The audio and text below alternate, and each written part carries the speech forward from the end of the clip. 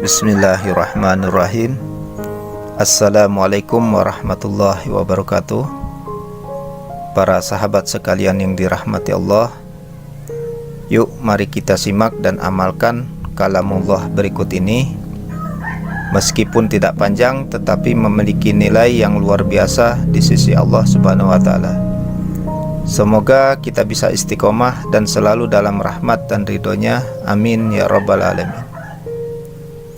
Surat Al-Ikhlas adalah surat yang ke-112 dari urutan surat-surat di dalam Al-Quran. Surat Al-Ikhlas, seperti halnya surat-surat yang lain, juga memiliki banyak rahasia yang terkandung di dalamnya, bila mau mengamalkannya sesuai dengan petunjuk-petunjuk yang ada. Inilah kelebihan daripada suratul Al-Ikhlas. Dinamakan surat Al-Ikhlas karena dia menyelamatkan orang yang membacanya dari kesulitan di dunia maupun di akhirat, dari kesulitan sakaratul maut, dari kesulitan kegelapan malam, dan dari segala kesulitan resiko di hari kiamat. Sebelum kita membicarakan keutamaan daripada surat Al-Ikhlas, terlebih dahulu akan disampaikan tentang nama-nama daripada surat Al-Ikhlas itu sendiri. Nama daripada surat Al-Ikhlas itu berjumlah ada 20 nama, yakni At-Tafriq, At-Tajrid, At-Tauhid, Al-Ikhlas, An-Najat, Al-Wilayah, An-Nisbah, Al-Ma'rifah, Al-Jamal, Al-Muqashqashah, Al-Mu'awwizah, As-Samad, Al-Asas, Al-Mani'ah, Al-Muhtadar, Al-Munfirah, Al-Bara'ah, Al-Muzkirah, An-Nur, Al-Insan. Banyak nama menunjukkan banyak kelebihan. Mengingat surat Al-Ikhlas ini mengandung akidah yang sangat mendasar, maka keutamaannya cukup banyak. Antara lain sebagaimana berikut. Abu Sa'id Al-Hanafi menerangkan, surah ini dinamakan surat Al-Ikhlas, artinya bersih atau lepas. Maka barang siapa yang membacanya dan mengamalkannya dengan hati yang ikhlas, maka ia akan dilepaskan kesusahan-kesusahan duniawi, dimudahkan di dalam gelombang sakaratul maut, dihindarkan dari kegelapan kubur dan kengerian pada hari kiamat. Ibnu Syubah Az-Zuhri menerangkan, Rasulullah Shallallahu Alaihi Wasallam bersabda, siapa yang membaca suratul Al-Ikhlas seolah-olah ia membaca sepertiga Al-Quran. Riwayat daripada Sayyidina Ali karramallahu wajhah, siapa yang membaca suratul Al-Ikhlas sebanyak 11 kali sesudah sembahyang subuh, maka syaitan tidak akan dapat menggodanya untuk memperbuat dosa, meskipun syaitan itu sungguh-sungguh hendak menggodanya pada hari itu. Sayyidatina Aisyah menerangkan dari Nabi Muhammad SAW, siapa yang membaca sesudah selesai sembahyang Jumat suratul Fatihah sebanyak 7 kali, surat Al-Ikhlas 7 kali, surat Al-Falaq 7 kali, dan surat An-Nas 7 kali, maka Allah akan melindunginya dari kejahatan sampai ke hari Jumat yang akan datang. Dari Sayyidina Ali karramallahu wajhah dari Rasulullah, siapa yang hendak pergi musafir, kemudian ketika ia hendak meninggalkan rumahnya, ia membaca surat Al-Ikhlas sebanyak 11 kali, maka Allah akan memelihara rumahnya sampai ia kembali. Sayyidina Anas menerangkan dari Rasulullah SAW, siapa yang membaca suratul Al-Ikhlas sebanyak 30 kali, maka Allah akan menuliskan barokah, selamat dari api neraka, dan aman dari azab pada hari kiamat. Membaca surat Al-Ikhlas juga adalah merupakan kecintaan kita kepada Al-Quran. Cinta kepada Al-Quran sama halnya mencintai sunnah Allah. Pernah seorang sahabat Nabi datang kepada beliau menceritakan bahwa dia selalu memperbanyak membaca surat Al-Ikhlas di dalam sholatnya karena kecintaannya. Lalu beliau bersabda kepada sahabatnya itu, kecintaanmu pada surat Al-Ikhlas itu dapat memasukkanmu ke surga. Hadis riwayat Anas bin Malik menyatakan bahwa Rasulullah SAW bersabda, barang siapa yang membaca surat Al-Ikhlas 1 kali, seolah-olah dia membaca sepertiga Al-Quran. Barang siapa yang membacanya 2 kali, maka seolah-olah dia membaca 2/3 Al-Quran. Barang siapa membacanya 3 kali, maka seolah-olah dia membaca Quran seluruhnya. Dan barang siapa membacanya 10 kali, dibina Allah untuknya sebuah rumah dalam surga yang terbuat daripada permata yakut yang berwarna merah. Sabda Rasulullah SAW, "Hai Aisyah, engkau janganlah tidur dahulu sebelum engkau kerjakan 4 perkara. Yang pertama, hatamkanlah Al-Quran. Yang kedua, jadikan semua nabi membelamu nanti pada hari kiamat. Dan ketiga, jadikan semua orang mukmin rela kepadamu. Dan yang keempat, kerjakan haji dan umrah." Kemudian Rasulullah pun salat, sedangkan Aisyah ditinggal di tempat tidur. Selesai salat, Aisyah pun bertanya, "Rasulullah, tebusanmu ibu dan ayahku."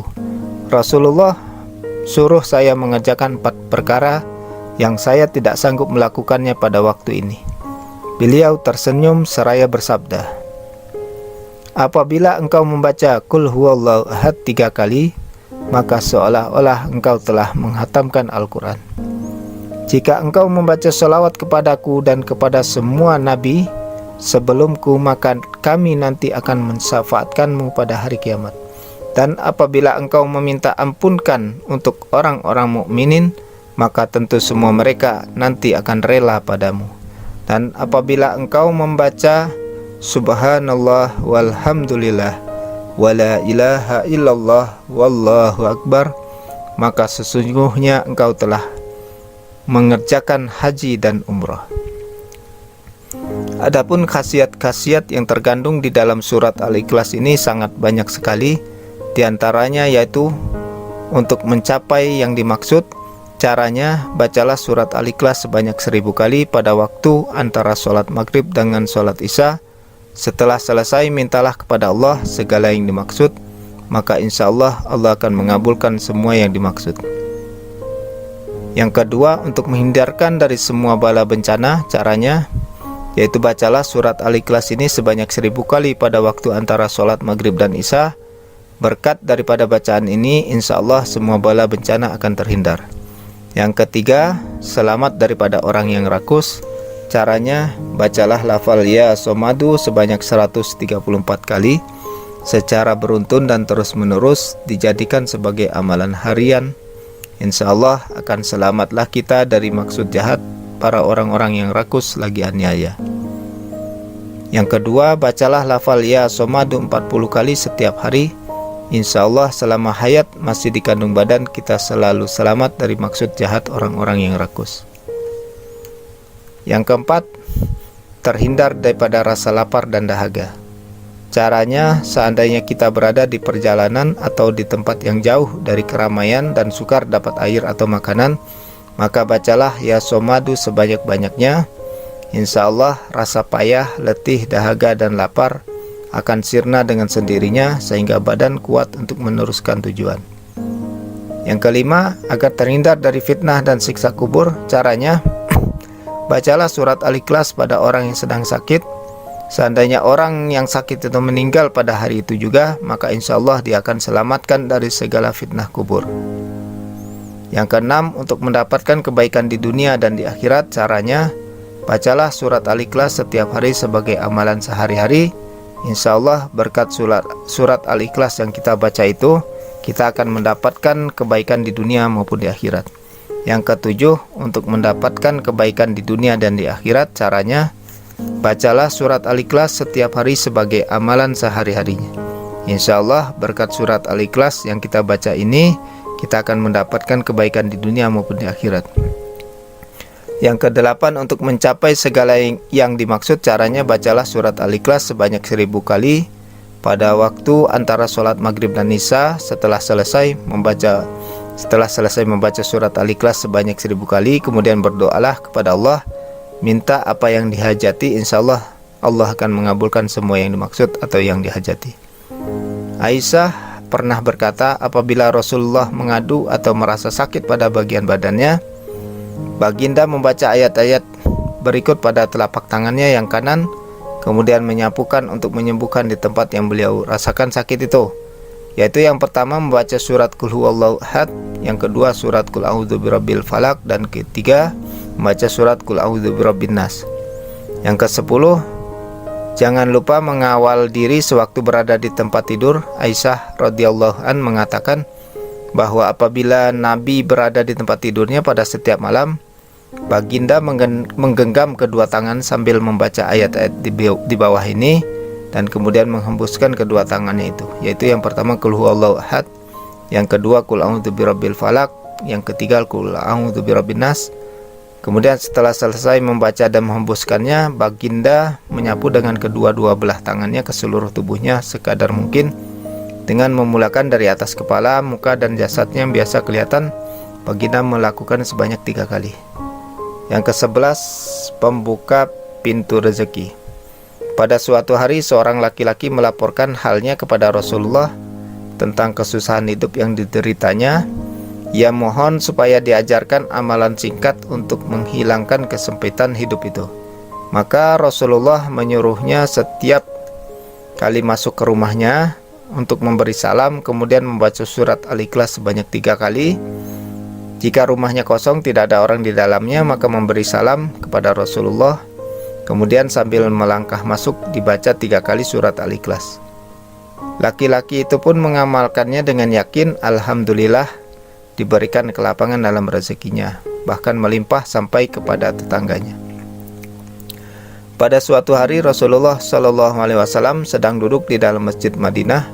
Tiba-tiba datang rombongan mengusung jenazah untuk disolatkan. Para sahabat mempersilahkan Nabi untuk menyembahkannya. Beliau bertanya, apakah mayat ini meninggalkan hutang? Mereka menjawab, ya benar, dia meninggalkan hutang sebanyak 4 dirham.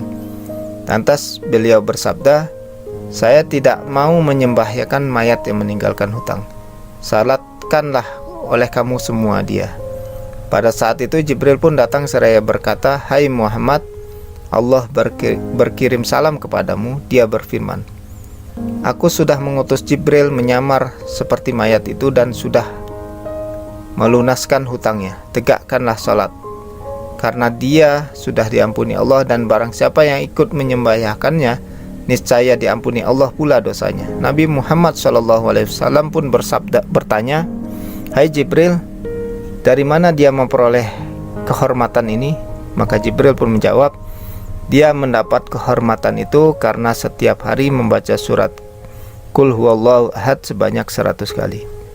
Di dalamnya terdapat keterangan tentang sifat-sifat Allah dan pujian terhadapnya. Hadis itu menunjukkan barang siapa membaca Qul Huwallahu Ahad 100 kali dalam sehari, maka Allah akan melunaskan hutangnya sebelum ia mati.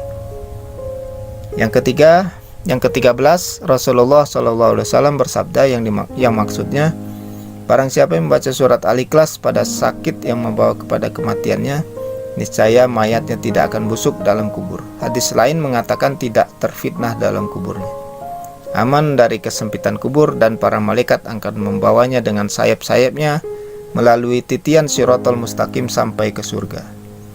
Menurut hadis Anas bin Malik bahwa Rasulullah SAW bersabda, barang siapa yang membaca surat Qul Huwallahu Ahad sebanyak 50 kali, niscaya akan diampuni dosanya selama 50 tahun. Menurut hadis Anas bin Malik, Rasulullah SAW bersabda yang maksudnya, barang siapa yang membaca Qul Huwallahu Ahad 10 kali, dibina Allah untuknya 1 istana di dalam surga. Barang siapa membacanya 20 kali, dibina Allah untuknya 2 istana dalam surga. Barang siapa yang membacanya 30 kali, maka dibina Allah untuknya 3 istana di dalam surga. Umar bin Khattab berkata, ya Rasulullah, kalau begitu akan banyaklah istana kami di dalam surga. Maka Rasulullah bersabda, Allah lebih lapang daripada itu. Maksudnya, bagi Allah berapapun jumlah istana itu soal mudah. Hadis Anas bin Malik mengatakan bahwa Rasulullah bersabda yang maksudnya, barang siapa yang membaca surat Al-Ikhlas sekali, dia diberkati. Barang siapa yang membacanya 2 kali, dia dan keluarganya diberkati. Barang siapa yang membacanya 3 kali, dia, keluarga, dan jirat tetangganya diberkati. Barang siapa membacanya 12 kali, dibina Allah untuknya 12 istana di dalam surga. Jika dibacanya 100 kali, maka dihapuskan Allah dosanya selama 50 tahun kecuali pertumpahan darah dan harta benda. Jika dibacanya sebanyak 200 kali dihapuskan dosanya 100 tahun. Jika dibacanya 1000 kali niscaya sebelum mati telah dilihat atau diperlihatkan kepadanya tempatnya di dalam surga. Menurut hadis riwayat Ibnu Abbas, Nabi Muhammad SAW bersabda, yang artinya tatkala saya dalam perjalanan Isra Mi'raj ke langit, saya melihat Ar-Rasy ditegakkan atas 360.000 sudut. Jarak dari satu sudut ke sudut lainnya kira-kira 300.000 tahun perjalanan. Di bawah setiap sudut itu terdapat 12.000 padang pasir. Panjang setiap padang pasir itu dari matahari terbit ke matahari terbenam. Di setiap padang pasir itu terdapat 80.000 malaikat membaca Qul huwallahu ahad. Selesai membaca mereka menyatakan, Ya Allah, kami hibahkan pahala bacaan kami ini kepada setiap orang yang membaca surat Al-Ikhlas, baik dia laki-laki maupun wanita. Para sahabat pun kagum tercengang mendengarnya. Lantas Rasulullah bersabda, Herankah kamu sahabat-sahabatku? Mereka menjawab, Ya benar, kami heran.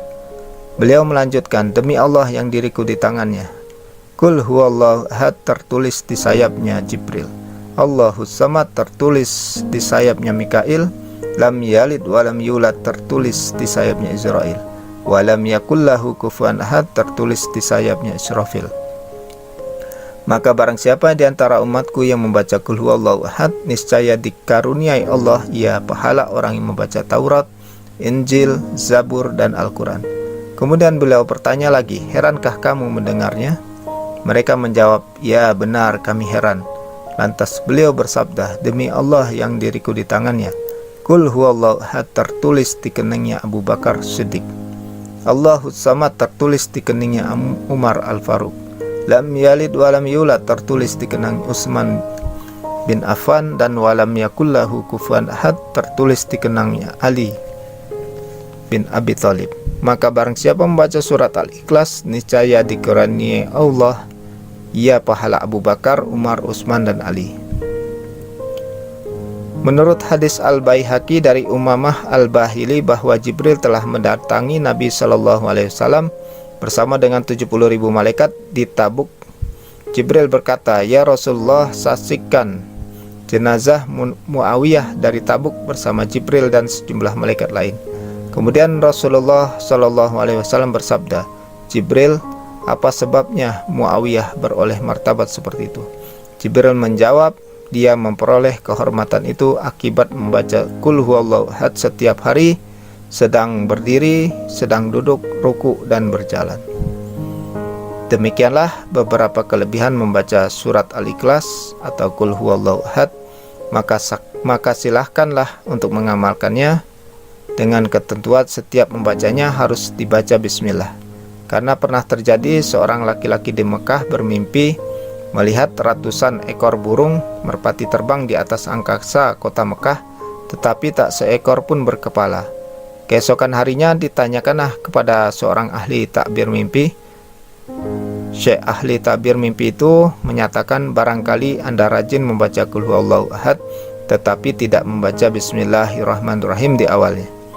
Bismillahirrahmanirrahim itu hurufnya 19, persis sebanyak malaikat Zabaniyah penunggu neraka. Maka barang siapa yang rajin membaca Bismillahirrahmanirrahim pada setiap memulai pekerjaan yang dibenarkan agama, niscaya ia terhindar dari ancaman malaikat Zabaniyah. Demikianlah para pemirsa sekalian, mudah-mudahan bisa bermanfaat. Wabillahi taufik wal hidayah. Assalamualaikum warahmatullahi wabarakatuh.